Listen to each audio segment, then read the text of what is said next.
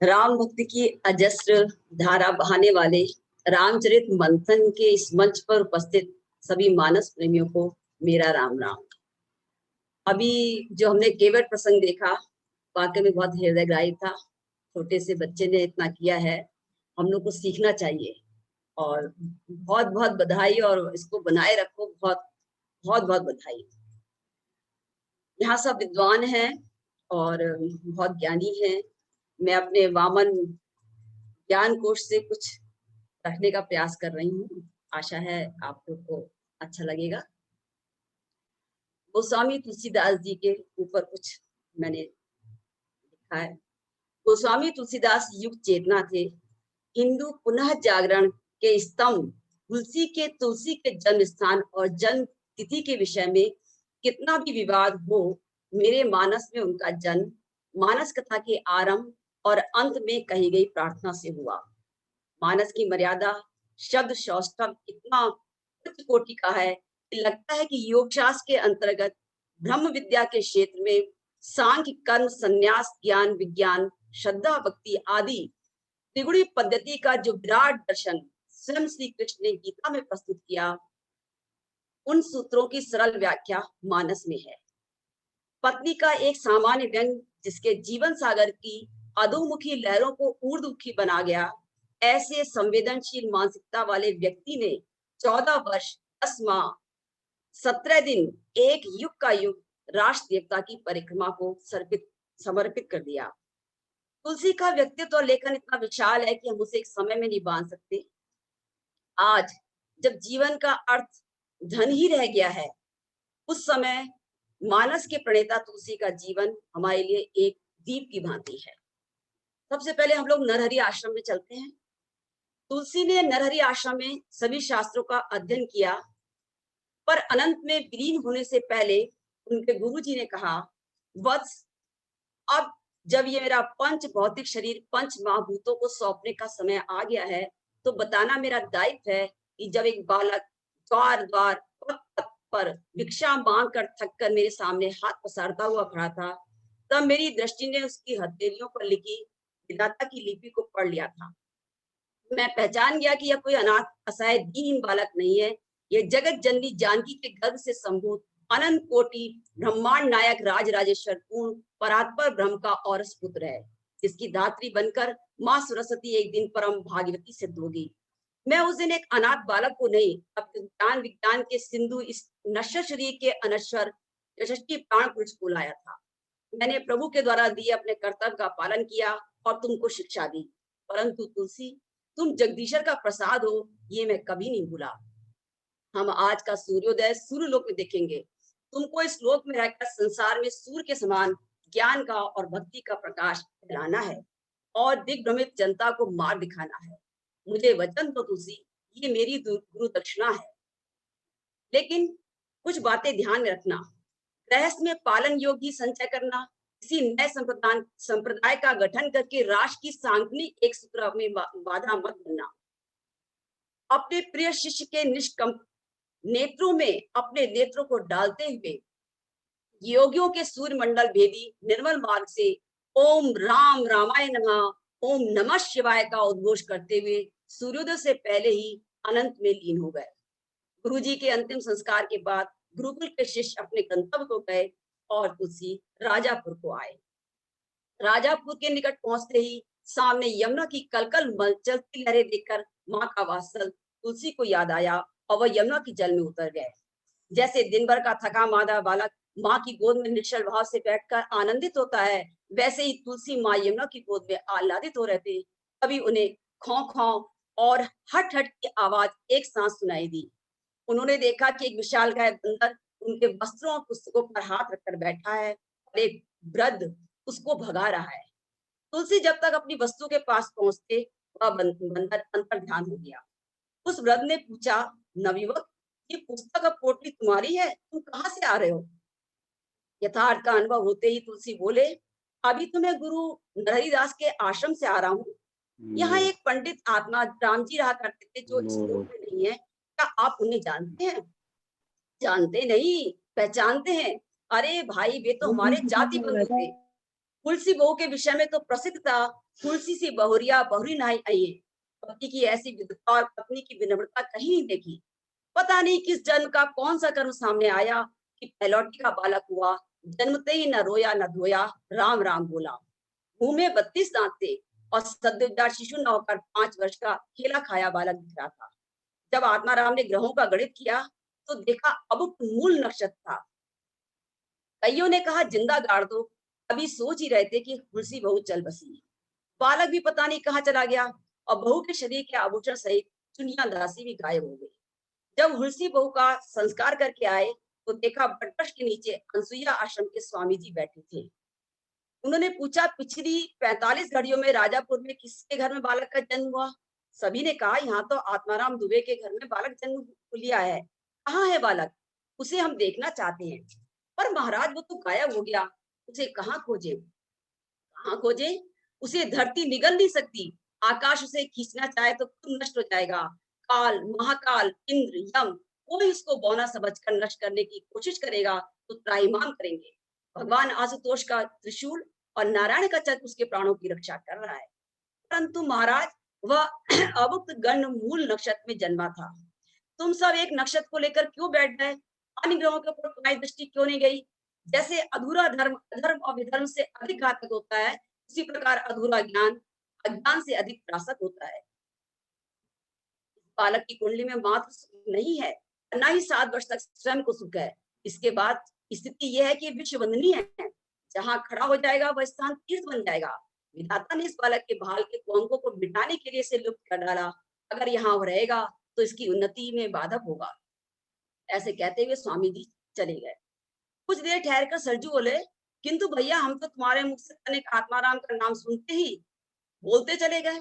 ये तो पूछा ही नहीं कि आत्माराम से तुम्हारा संबंध क्या है? मेरा संबंध क्या बताऊं? हाँ हाँ बताओ, जो भी हो। तुलसी अटकते हुए बोले, मैं ही पूज्यपाद पितृदेव आत्माराम और तुलसी माँ का वह अवुक्त मूल नक्षत्र में जन्मा अभागा पहलौठी का अंतिम पुत्र हूँ। और वो रोने लगे। पुत्र मौन हो जा, न तू अभागा है न ही अभाग है। यदि तू अभागा होता तो स्वामी नरहरिदास महाराज शेष सनातन महाराज प्रभु चैतन्य का शिष्यत्व न प्राप्त कर पाता। जिसके वस्त्रों और ग्रंथों की रक्षा स्वयं प्रकट होकर मारुति करे, वह अनाथ कैसे हो सकता है? उठ, तेरा निवास तेरी प्रतीक्षा कर रहा है। कहते हुए सरजू पांडे उसको उसके गांव लाए। राजापुर में उनके पिता के घर को मस्जिद बना दिया था। तुलसी ने उसको छुड़ाया और उसमें मंदिर बनाया। इसके बाद उनका विवाह रत्नावली से हुआ, जो कि सबको पता है। इसके बाद वह लोलार कुंड के श्री कृष्ण मठ के मठाधीश बने और वहीं पर उनको गोस्वामी की पदवी प्राप्त हुई थी। मारुति मिलन मठ को त्यागने के बाद तुलसी बाबा वरुणा संगम घाट आदि केशर क्षेत्र में जा पहुंचे और एक वृक्ष के नीचे बैठ गए। शौचादि से निवृत्त होकर शेष जल अनजाने ही एक बेरी पर डालने का उनका स्वभाव बन गया। एक दिन जल डालकर आ रहे थे, एक पुरुष उनके सामने आकर खड़ा हुआ। शरीर पर घाव थे। गोस्वामी जी उसके पैर देखकर समझ गए कि यह प्रेत है। हनुमान जी का स्मरण करते हुए उससे बोले, भाई तुम कौन हो और हमारा मार्ग क्यों रोक रहे हो? गोस्वामी जी के वचन सुनकर वह प्रणाम करते बोला, हम आप पर अत्यंत प्रसन्न है। आपने नित्य जल देकर हमारी शताब्दियों की तृष्णा शांत की है। उसके प्रतिकार में हमें सेवा का अवसर प्रदान करें। हमने तुम्हें कब जल पिलाया जो तुम हमारे प्रति कृतज्ञता प्रकट कर रहे हो? आपके द्वारा निष्काम भाव से यह कृत्य हुआ। आप दिशा मैदान से आते हुए बचा हुआ जल इस बेरी के पेड़ पर डालते रहे। हम कब से प्यास से तड़प रहे थे। आपने जो मुझ पर कृपा की उससे उऋण होने के लिए जरूरी है कि हम आपकी सेवा करें। हमारी कोई कामना नहीं है जो हम तुम्हें सेवा का मौका दें। महोदय, क्या आपका भ्रम है? संसार जिसे जड़ मानता है उसकी भी इच्छा होती है। यदि नहीं होती तो वृक्ष फल उत्पन्न नहीं करते, खाने रत्न नहीं उपजती, नदियां समुद्र की राह नहीं पकड़ती, पाषाण प्रतिमा नहीं बनते। अच्छी तरह से मन को मत कर चित्त को संतुलित करके अपनी अभिलाषा प्रकट कीजिए। हाँ, समुद्र तुम्हारा कथन सही है, तुलसी ने कहा। हम यहाँ पर प्रभु के दर्शन की इच्छा लेकर आए हैं, अतः हमारे प्रभु के दर्शन करा दो। उनके दर्शन कराने की सामर्थ्य होती तो मैं इस प्रेत योनि में क्यों पड़ा होता? भाई, इसके अलावा हमारी कोई इच्छा नहीं है। कोई बात नहीं, अगर इसमें कोई संकोच ना करो। जैसे ही तुलसी 2-4 कदम आगे बढ़े, वो प्रेत उनके सामने आकर रुका। तब तुलसी जी बोले, अब क्या समस्या है बंधु? समस्या नहीं, अपितु समाधान है। समाधान कहो बंधु। प्रेत ने कहा कि एक स्थान पर कथा होती है, वहां नित्य मारुति आते हैं। अगर आप उन्हें पसंद कर लें तो वो आपको आपके प्रभु के दर्शन करा देंगे। तुलसीदास जी प्रफुल्ल हो उठे, बोले बताओ बताओ प्रीतराज, वो कथा कहाँ पर होती है जहाँ मेरे मारुति आते हैं? बता दूंगा, पर आपको ये वचन देना होगा कि मारुति से मिलने के बाद आप मेरा उद्धार करेंगे। मेरा वास्तविक परिचय जानकर भी आप अपने वचनों से नहीं फिरेंगे। मैं अपने आराध्य की सौगंध देकर कहता हूँ कि मैं अपने वचनों से नहीं फिरूंगा, तुलसीदास ने कहा। तो सुनिए, मणिकर्णिका घाट की सीढ़ियां जहाँ से आरंभ होती है उससे कुछ हटकर एक छोटा सा चबूतरा है। वहां एक निम्न जाति का व्यक्ति आपके आराध्य का चित्र सजाकर कथा करता है। वहां मैले कुचले वस्त्र धारण किए एक बदकोड़ी सबसे पहले आता है, चबूतरा गुहारता है और सबसे पीछे जाकर के बैठ जाता है। गाना मैंने बता दिया, अब आना आपके हाथ में है, पर अपने वचन को याद रखिएगा, कहकर प्रेत लोप हो गए। तुलसीदास जी उस स्थान पर गए, एक कहे अनुसार एक वृद्ध आकर चबूतरे को गुहार कर सबसे पीछे बैठ गए। कथा की समाप्ति पर जब उस वृद्ध के पास जाने लगे तो वो गायब हो गए। ऐसा 2-3 दिन हुआ, पर आज सफल होने का दृढ़ संकल्प लेकर तुलसी जी आए थे। कथाकार की शैली इतनी रोचक थी कि कथा शुरू नहीं हुई, सबकी सबकी समाधि लग जाती थी। जिन कथाओं को अनेक बार स्वयं तुलसी कह चुके थे, उनमें अलौकिक अकथनीय रस पाकर झूम झूम जाए। परंतु आज जैसी कथा समाप्त हुई, तुलसीदास जी उस प्रेत के बताए महानुभाव से मिलने उनके पीछे दौड़े। उनका उत्तरीय गिर गया, पर प्रसाद का दोना कांख में दबाए उन महाशय के चरणों में गिर पड़े। कोड़ी महाशय ने पीछे हटते हुए कहा, अरे भाई तुम कौन हो और हम अकिंचन के पीछे क्यों पड़े हो? सुनकर तुलसी का मौन मुखरता में परिवर्तित हो गया। वे धारा प्रवाह बोल उठे, साक्षात त्रिशूल पाणी महादेव के रुद्र स्वरूप भगवान आंजनेय, केसरी कुमार, भगवान सूर्य के संग सिद्ध शिष्य, अष्ट सिद्धि और नव निधियों के नायक, अजर अमर राघवेंद्र प्रभु के अनुकंपागार श्री हनुमान देव जी, मेरे कष्टों को दूर कीजिए। अलम अलम बस अलम। सुनते ही जो तुलसी की दृष्टि ऊपर उठी तो वो देखते रह गए। अधरों पर पीड़ा करती सुसिंदी रेखाएं, नेत्रों से छलकता हुआ वात्सल, कुंडल, कंकड़, भुजबंद, रुद्राक्ष, चंदन से सुशोभित मूज सूत धारण किए हुए, कांधे पर लहराता श्री राम नाम अंकित उत्तरीय, ऐसी छवि को निहारते तुलसी के नेत्र अश्रुत मत के उन्माद में भर भर कर सिहरन पैदा कर रहे थे। मारुति बार बार कहें, उठो वत्स उठो, पर उनसे उठा ही ना जाए। तो स्वयं मारुति ने वात्सल भाव से भरकर उन्हें उठाया। तुलसी रुधे गल से बोले लगे, प्रभु कृपा करो, अपने इस कलिमल ग्रसित दासानुदास को प्रभु के दर्शन कराइए। मारुति ने तुलसी को कहा, तुलसी अब तुम राघवेंद्र के कृपा कुंज में विहार करने चित्रकूट चले जाओ।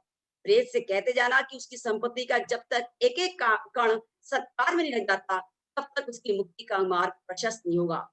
मारुति की अभय और वृद्ध मुद्राओं को मस्तक झुकाते हुए तुलसी ज्यों ही उनके चरणों में झुके कि एक सुगंधित पुष्पमाला उनके कंठ में आ गई। माला को मस्तक से स्पर्श करके ज्यों ही तुलसी की दृष्टि ऊपर उठी, मारुति अंतर्ध्यान हो चुके थे। उनकी इस अलौकिक घटना का साक्षी वह वन प्रांत और कलकत बहती गंगा के अतिरिक्त और कौन था? तुलसी अनिर्जित सुख और भावातिराग से रो रहे थे।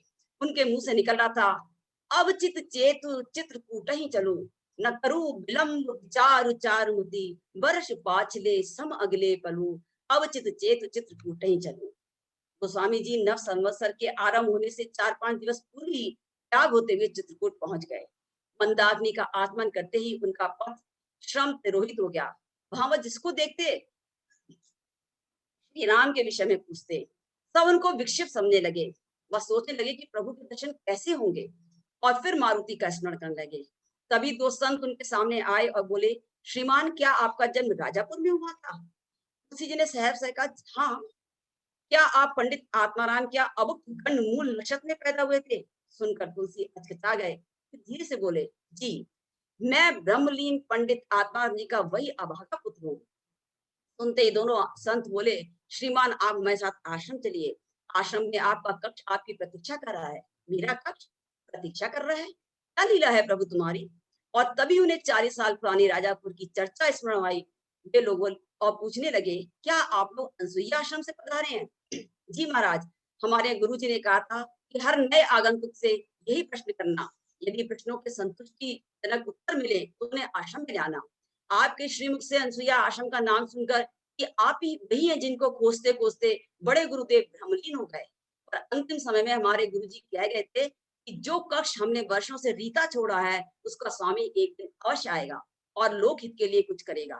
तुम लोग उस युग पुरुष के साधना ध्वज के साधन पर दंड बने रहना, तुम्हें प्रभु की अहेतुकी कृपा का प्रसाद स्वतः प्राप्त हो जाएगा। तुलसी उनके साथ आश्रम गए। वहां के स्वामी जी ने उनका स्वागत करते कहा, प्रभु आप हमारे जीवन काल में आश्रम में पधारे, हम धन्य हुए। आज ही हमारे गुरुदेव ने पहली बार दर्शन देकर कहा कि बस तेरी प्रतीक्षा खत्म होगी। पुत्र, हमारा देखा स्वप्न हमारे राम रक्षा स्रोत के 9 पृष्ठ में अंकित है।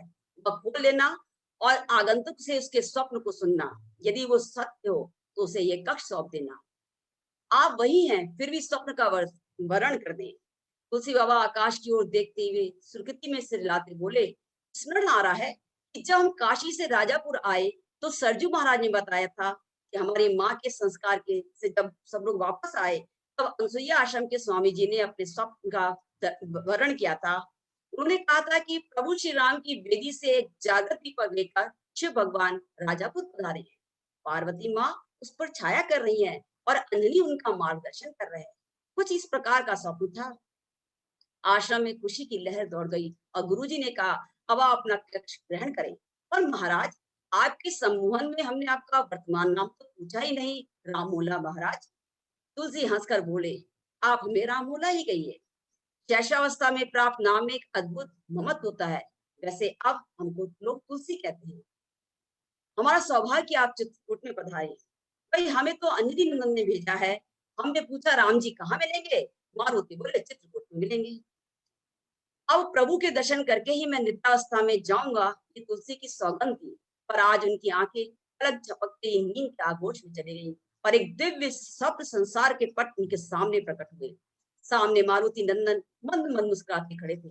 बोले, क्यों तुलसी, तुम तो चित्रकूट में पर्यटक बनकर घूम रहे हो? तुलसी कातर स्वर में बोले, नहीं ऐसा मत कहिए अंजने, हम एक एक पल कल्पों के समान व्यतीत कर रहे हैं। आपके आदेशानुसार आए हैं। हे प्रभु, मुझे मेरे नागवेद के दर्शन कराइए। पवन कुमार ने उन्हें उठा के कहा, तुलसी रत्न सागर में होते हैं, ऊपर नहीं। कल मंदाकिनी के तट पर जाओ, प्रभु सौमित्र के साथ वहीं मिलेंगे। ये शब्द सुनते ही तुलसी की आंखें खुल गई और वह नित्य क्रम से निवृत्त होकर मंदाकिनी के तट पर जा पहुंचे। मंदाकिनी की कलकल आवाज सन्नाटे में जीवंतता पैदा कर रही थी। सुगंधित पवन बह रही थी। तभी एक मृग का जोड़ा तुलसी के सामने से छलांग लगाता हुआ जंगल की तरफ गया। उसके पीछे 2 अत्यंत सुंदर राजकुमार अश्व रोककर उनके सामने खड़े हुए। उन्होंने पूछा, क्या तुमने मृगों का एक जोड़ा इधर से कहीं भागते हुए देखा? तुलसी उनकी छवि देखकर ठगे रह गए, किंतु उनके धनुष पर चढ़े बाणों को देखकर मृगों के प्राणों की चिंता के कारण चुप रहे। दोनों अश्वारोही गहन वन में अंतर्ध्यान हो गए। तुलसी रात तक अपने प्रभु की प्रतीक्षा करते रहे, फिर लौट आए। रात में सहसा उन्हें ऐसा आभास हुआ कि मारुति ने कक्ष में प्रवेश किया है। उन्हें देखा मारुति खड़े खड़े मुस्कुरा रहे हैं। तुलसी तुरंत उनके पैरों में गिर पड़े। हनुमान जी ने उनसे कहा, कहो प्रभु के दर्शन हुए या नहीं? तुलसी उपालम से बोले, हम तो सूर्योदय से सूर्यास्त तक मंदाकिनी के तट पर बैठे रहे, पर प्रभु के दर्शन ही नहीं हुए। अब अगर तुम सत्य को ढकारो तो हम क्या कहें तुलसी? उन्होंने अपने दौड़ाते हुए अश्व को रोककर तुमसे मृगों के विषय में पूछा था कि नहीं? अरे, क्या वो ही मेरे प्रभु थे? कल्पना से भी अधिक सुंदर। परंतु मैं तो समझा था कि वह किसी राजा के बिगड़े हुए बेटे हैं, जो निरीह मृगों का आखेट कर रहे हैं। तुम जिनको निरीह पशु कह रहे हो, वह तुम्हारे संचित कर्म और दूसरा साक्षात कलयुग था। वे तुम्हारी सारी आदियों व्याधियों को नष्ट करने के लिए सौमित्र के साथ उसका पीछा कर रहे थे। सुनकर तुलसी रोने लगी। मैं कैसा भागा हूँ, मेरे सामने मेरे प्रभु थे, मैं उन्हें पहचान भी नहीं पाया। मैं जड़ का जड़ रहा। मेरी इन दुर्भागी आंखों पर मेरे संचित कर्म और कलयुग ऐसी छिड़ा रख गए कि मैं अपने सौभाग्य को नहीं देख पाया। अब मंदाकिनी की गोद में समाने के अलावा मेरे पास कोई विकल्प नहीं है। मारुति हंसते हुए बोले, तुलसी तुम वसुता वाणी पुत्र हो। तुम्हारा स्थान मंदाकिनी का तट है, मंदाकिनी की गोद नहीं। तुम उसके तट पर बैठकर चंदन घिसो, तुम्हारा कल भाग्योदय अवश्य होगा। तुलसी को समझ पाते ही मारुति अंतर्ध्यान हो गए। अगले दिन चंदन काश लेकर मंदाकिनी के तट पर एक शिला को बार बार शुद्ध करके चंदन घिसने बैठ गए। तभी 2 वनवासी धनुष बाण धारण किए उनके सामने आए और बोले, बाबा चंदन दे दो। उनकी सुंदर चितवन को देखकर तुलसी भिक्षुक से उन्हें देखते रह गए। दोनों मुस्कुराते हुए अपने शरीर पर चंदन का लेपन कर रहे थे। तुलसी की दशा और मायापति की लीला देखकर मारुति को दया आ गई। एक डाल पर शुक स्वरूप बैठे बैठे बोल पड़े, चित्रकूट के घाट पर भई संतन की भीड़, तुलसीदास चंदन घिसे तिलक लेत रघुवीर। आज तुलसी सावधान थे। शब्दों को सुनते ही वह खुद उन बालकों के शरीर पर, उनके अंग अंग पर चंदन का विलेपन करने लगे। चंदन निबट गया पर विलेपन नहीं निपटा। तुलसी की मर्माहत दशा देख करके उनके हाथ में एक चमचमाती मुद्रा रखकर वह दोनों न जाने कहाँ चले गए। तुलसी उनका रूप सौंदर्य, उनका चंदन लगाना, मुद्रा रखना, सब कुछ विचारते हुए जड़ बने बैठे रहे। मारुति को देखकर बोले, मारुति, मायापति की माया छले बिना नहीं मानी। वे दो दो बार आकर बोले, पर मैं एक बार भी नहीं बोल पाया, प्रभु को अपनी व्यथा भी नहीं कह पाया। अब मैं क्या करूं? आपके सिवा कौन है जो मुझे मार जाएगा? कहते हुए उनके आंखों से अश्रुधारा बहने लगी। मारुति ने उन्हें धैर्य बताते हुए कहा, तुलसी, अब प्रभु की प्रत्येक लीला तुम्हें प्रत्यक्ष दिखेगी। उसे शब्द रूप अब तुमको देना है। चित्रकूट का प्रवास और उसका उद्देश्य पूरा हुआ। अब प्रभु की प्राकट भूमि अयोध्या तुम्हारी प्रतीक्षा कर रही है। सुख स्वरूप मारुति के जाते ही तुलसी बाबा अयोध्या की ओर अग्रसर हुए। मानस भारतीय संस्कृति का विश्वकोश है। तुलसीदास के काल में देश की राजनीतिक, सामाजिक, सांस्कृतिक चेतना पराधीन हो चुकी थी। ऐसे में लोक मर्यादा के रक्षक, गरीब निवाज राम के महान गुणों का गुणगान करने वाले कवि हृदय तुलसी समाज की इन बातों से प्रभावित हुए बिना नहीं रहे। तुलसी बाबा ने संस्कृत के विद्वान थे और राम कथा का अध्ययन भी उन्होंने संस्कृत में किया। इस कारण उन्होंने संस्कृत में राम कथा आरंभ की। तुलसी जैसे मिट्टी से जुड़े, जीवन की कठोरताओं को भोगने वाले मानव का यह प्रयास शिव जी को उचित नहीं लगा। 8 दिन तक तुलसी जो भी लिखते और सुबह गायब हो जाता था। इससे तुलसी बहुत दुखी हुए। तब शिव जी ने उन्हें स्वप्न में दर्शन दिया और आदेश दिया कि तुम अयोध्या में हो, इसलिए यहाँ की भाषा में रचना करो। तुलसीदास ने संस्कृत के अकूत अध्ययन से प्राप्त ज्ञान को तीनों की भाषा में लिखकर राम से उन्हें जोड़कर लोकहित का जो कार्य किया, वो कोई दूसरा नहीं कर सका। रामचरित महाकाव्य के प्रत्येक कांड का पहले संस्कृत में मंगलाचरण लिखा गया है। इसका कारण है, फिर जो महाकाव्य है वो भाषा में लिखी गई है। उन्होंने ये सिद्ध किया कि राम यश के गान के लिए दोनों भाषाएं समान रूप से श्रेष्ठ हैं। ये जननी और तनया है और दोनों ही में ही राम कथा उपकारी है। भाषाई स्तर पर संस्कृत और लोक भाषा को तुलसीदास जी ने जोड़ा। इसके माध्यम से उन्होंने शिव और विष्णु को भी समानता पर लाकर दो भागों में विभाजित समाज को एकता में लाने का भागीरथ प्रयास किया, जो उस समय के लिए बहुत जरूरी था। तुलसी ने यद्यपि अयोध्या आदि कई स्थानों में रहकर लेखन कार्य किया, पर ऐसा लगता है कि उनके मन में व्यवहारिक और सामाजिक सरोकार की योजना बहुत पहले से थी। इसलिए उन्हें अयोध्या नगरी की को छोड़कर शंकर की भूमि काशी को अपने महाकाव्य की पूर्णता के लिए चुना। काशी युगों से शाक्त और शक्ति का गढ़ है। रामानंद संप्रदाय का वहां नगण स्थान था। ऐसे बेमेल परिवेश में विरोधी मठाधीशों के बीच तुलसी ने अपने मत की पौध लगाने का दुस्साहस किया। वह अयोध्या बहुत दिनों तक नहीं रह पाए और अयोध्या में रामचरितमानस के बालकांड, अयोध्या कांड, अरण्य कांड को पूर्ण करने के बाद काशी आ गए। काशी शिव की वह उर्वर भूमि है जहाँ भारत की आध्यात्म आत्मा निवास करती है, और यदि उनके ग्रंथ को यहाँ स्वीकृति मिलती है तो समस्त भारत के विद्वान ये स्वीकार करेंगे, ऐसा उन्होंने सोचा और काशी में आकर उन्हें किष्किंधा कांड से अपना कार्य प्रारंभ किया। जब तुलसी बाबा ने इस कथा का लेखन आरंभ किया तो ग्रह, नक्षत्रों और लग्न की वही स्थिति थी जो त्रेता युग में राम के जन्म के समय थी। रोज रात में प्रभु की लीला तुलसी को स्वप्न प्रकट होती और तुलसी उसका वर्णन अपनी लेखनी द्वारा करते जाते। उस दिन से पवित्र प्रारंभ हुई यह राम कथा 2 वर्ष 7 महीने 26 दिनों में भवानी शंकरों की प्रेरणा से पूर्ण हुई। संवत 1633 के मार्गशीर्ष शुक्ल पक्ष में राम विवाह के दिन भाषाबद्ध 7 कांडों से सजी यह कृति लोक कल्याण के लिए समर्पित की गई। यह शंकर जी की इच्छा के अनुरूप हुआ, जिसपे जन कल्याण नहीं था। कहते हैं पंडितों का द्वेष समाप्त नहीं हुआ। तब काशी के अधिष्ठाता विश्वनाथ मंदिर ने भगवान के मंदिर के गर्भगृह में सभी धर्म ग्रंथों के नीचे रामचरितमानस रखकर कपाट बंद कर दिए।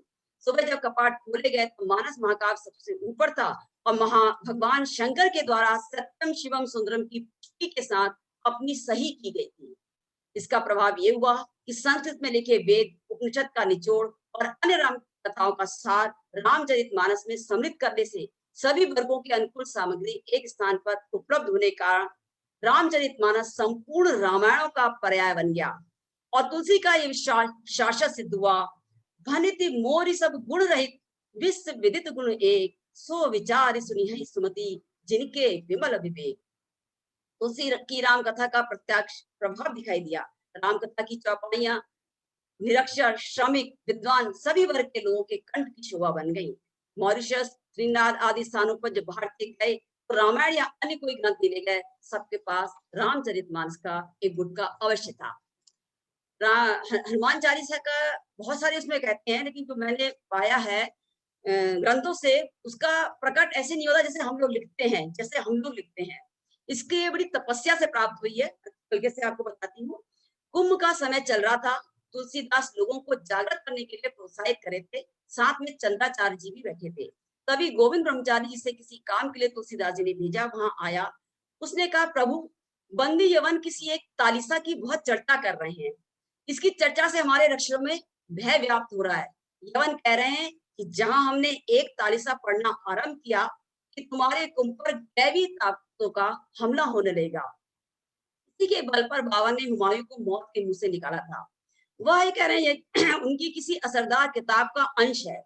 यह कितनी असरदार है ये तो हम नहीं जानते, पर ये सब सुनकर हमारे लोगों का मनोबल क्षीण हो गया है। सब डर रहे हैं।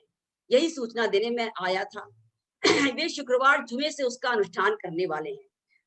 गोविंद के जाने के बाद चंद्रसार तुलसी से बोले, पंडित जी, अब इस एक तालिसा का चालीसा आपको करना है। तुलसीदास जी ने पूछा, क्या आपको इस एक तालिसा पर विश्वास है? चंद्राचार्य जी ने कहा, पंडित जी, मुझे विश्वास नहीं है, पर जनमानस इन चमत्कारों पर विश्वास करता है। और जहां एक एक कदम पड़ते हैं, पूरी भीड़ उसी दिशा की तरफ रुख करती है। चमत्कार को चमत्कार से चमत्कार कर चरमराना है। कहते कहते चंद्राचार्य जी धुनी पर जा बैठे। कुछ क्षण ध्यान करने के बाद बोले, तुलसी, कल ब्रह्म बेला में कुंभ पर स्नान से 2.5 घड़ी पूर्व गंगा के आखंड जल में जा बैठो। जो सुनो वो बोलो, जो दिखे वो बोलो, जो बोले सो बोलो। कहते कहते वह समाधि में लीन हो गए। तुलसी भी गहन भाव समाधि में चले गए। तुलसी की समाधि देखकर चंद्राचार्य उठे। उन्होंने तुलसी के मस्तक पर भस्म और सिंदूर का टीका लगाया। शिविर को चारों तरफ पर्दों से आच्छादित किया। उनके पास फल फूलों का ढेर लगाकर उस सेवकों को वहां पहरे पर लगाकर चले गए। तुलसीदास प्रस्तर प्रतिमा की तरह जड़ हो गए। धीरे धीरे उनके मुख से कुछ अस्फुट स्वर से निकलने लगे। बहुत ध्यान सुनने पर भी संत केवल ओम ओम हुम हुम फट फट चम चम यही सुन पाए। शने शने उनके स्वर उभरने लगे। वे वैदिक पुरुष सूत, श्री सूत, प्राथमिक सूत के मन थे। वे उनका गायन इतनी मधुर ध्वनि से कर रहे थे, संत भी झूमने लगे। फिर सहसा उनका रुद्र रूप होने लगा। तुलसीदास आकाश की ओर दृष्टि गड़ाए प्रत्यक्ष किसी का दर्शन करते हुए विचित्र भाषा में कुछ उच्चारण करने लगे। संत इतना समझ पाए कि ये ओम से प्रारंभ होने वाले मंत्र हैं, किंतु ये वैदिक नहीं, शावर मंत्र हैं। तुलसी मंत्र इतनी तीव्रता से कर रहे थे कि वे ना तो उसको सुन पाए और न लिख पाए। इसके बाद तुलसी के अंग प्रत्यंग से पसीना बहने लगा और वो समाधि में चले गए। जब गंगा तट पर घंटा घड़ियालों की आवाज सुनी तो तुलसी अचानक कभी खिलखिलाते, कभी पुष्पों को बिखेरते, कभी फल खाते, एकाएक उछलने लगे। उनकी कुंचित केशमाला ऊर्ध्वमुखी होने लगी। उनकी इन गतिविधियों को सूचना जब चंद्राचार्य जी के पास पहुंची तो उन्होंने संतों को आदेश दिया, आप क्या रहिए, आप लोग मसीह, लेखनी, भोजपत्र, काशपत्रिका और दीपक लेकर तुरंत शिविर के द्वार पर पहुंच जाए। अब तुलसी गंगा की ओर बढ़ेंगे। आप लोग गति के साथ उनका अनुसरण कर उन्हें घेरे रहें। उनकी इस अवस्था में जो भी शब्द उनके मुंह से निकले लिपिबद्ध करते जाएं। कुछ ही क्षण में तुलसी गंगा तट की ऊंची ऊंची लहरों के पास स्थित मंदिर में चढ़कर गंगा की उत्ताल तरंगों में कूद गए और तैरते हुए एकांत तट पर गंगा के जल में आखंड समाधिस्थ हो गए। संत उनके चारों तरफ उन्हें घेर कर खड़े हो गए। अब तुलसी के मुंह से लोक भाषा में दोहे चौपाई निकलने लगी। संत उसे शीघ्रता पूर्वक लिखने लगे। प्रभात की प्रथम किरण के साथ ही तुलसी जल से बाहर निकले। तट पर खड़े चंद्राचार्य और महंत जी ने उन्हें वस्त्र दिए। वस्त्र पहनकर शांत भाव से वो अपने शिविर में लेट गए और उनको गहरी नींद आ गई। श्री चंद जी ने संतों से कहा कि आपने जो भी शीघ्रता से लिखे उसे स्वच्छता से लिख कर लाइए। सबने अपने लिखे हुए को महाराज के सामने प्रस्तुत किया, जिसे चंद्राचार्य जी ने स्वसर पाठ किया। मंगलाचरण के 2 दोहे और समापन का 1 दोहा, उसके मध्य पूरी 20 चौपाई अर्थात 40 संयुक्त करधालियां थी। मन जी ने कहा, आज की धर्म सभा में इसकी सांगोपांग व्याख्या होगी, क्योंकि कुंभ पर्व की शुभ बेला में श्री हनुमान जी महाराज की परम कृपा से पंडित तुलसीदास के माध्यम से पतित पावनी भागीरथी गंगा की धारा के मध्य श्री हनुमान चालीसा का अवतरण धराधाम में जन जन के कल्याण के निमित्त हुआ है। ये देव दुर्लभ स्रोत समस्त प्राणियों के दुख कलेश भय शोक संताप को हरण करने वाला है। इसकी व्याख्या उन नानक देव के पुत्र इनके पंजे से चट्टान को रोक दिया था, जिसके अभिशाप से एक बार मुगल सत्ता समाप्त हो गई थी, उनके पुत्र सिद्ध शिरोमणि उदासीन संप्रदाचार्य महाराज श्री चंद्राचार्य जी अपने श्रीमुख से करेंगे। शाम को तुलसीदास जी ने हनुमान चालीसा का ससुर पाठ किया और श्री चंद्राचार्य जी ने कहा कि जैसे आदि कवि महर्षि वाल्मीकि के द्वारा क्रौंच पक्षी की पीड़ा से आहत होकर के सृष्टि के प्रथम श्लोक का जन्म हुआ, उसी तरह जनमानस की पीड़ा और भय को हरने के लिए आज कुंभ की पावन बेला में पंडित तुलसीदास जी के माध्यम से भगवती भागीरथी के पावन अंक से हनुमान चालीसा का प्राकट्य हुआ है। इसके प्रत्येक शब्द अपने में गंभीर अर्थ को संजोए हुए हैं। यदि इसकी सांगोपांग व्याख्या की जाए तो कई कई कुंभों की अवधि इसके लिए कम होगी, परंतु मैं साधारण अंत में इसको प्रस्तुत करने की चेष्टा करूंगा। ऐसा कहकर गुरुदेव अपने अविनाशी गुरु को स्मरण कर उसकी व्याख्या करने लगे और इस तरह से हनुमान चालीसा का प्राकट्य हुआ और वो सामने आई। इसके बारे में बहुत जगह मैंने पढ़ा है, मैंने काफी इसमें वो किया, तो कहीं कहीं लिखा है कि इसको बीरबल वहां जेल में बैठ के लिखा, वो लिखा, लेकिन उसको विद्वानों ने उसको कहा है कि ऐसा नहीं हुआ था। अब क्या हुआ था तो नहीं तो है, लेकिन जो शास्त्रों में इस तरह से लिखा है।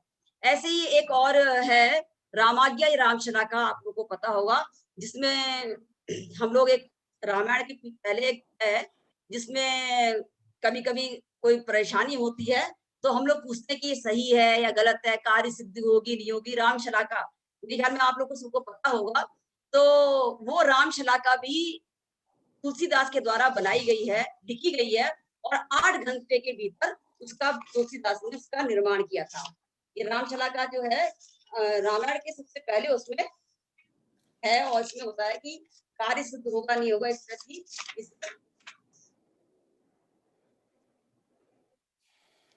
तो वो भी जो है तुलसीदास जी के द्वारा लिखा गया है।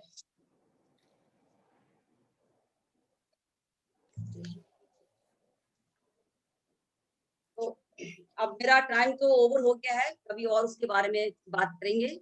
आप सब लोगों ने सुना, कितना मैं अपने को प्रस्तुत कर पाई, कितना तुलसीदास जी का बताई, इसके आप सब लोग इसके वो हैं। मैं ओम जी का बहुत बहुत धन्यवाद कहती हूँ कि उन्होंने मुझको इस तरह प्रवृत्त किया, मेरी रुचि जो थी उसको और उन्होंने समृद्ध किया और मैंने कोशिश करी, क्योंकि जब कोई चीज पढ़नी होती है तो आप कई चीजें पढ़ते हैं और नई चीजें आपके सामने आती हैं। तो हनुमान चालीसा का प्राकट्य मैंने खोजा, उस समय मुझे रामाज्ञा या रामशला का इसका भी कैसे हुआ, इसका भी एक मजेदार बड़ा अच्छा पहलू मेरे सामने आया। मैं बहुत बहुत आप सब लोग का आभार व्यक्त करती हूँ, ओम जी करती हूँ और प्रभु श्री राम के चरणों में मैं नमन करते हुए अपने इन शब्दों को उनको समर्पित करती हूँ। धन्यवाद।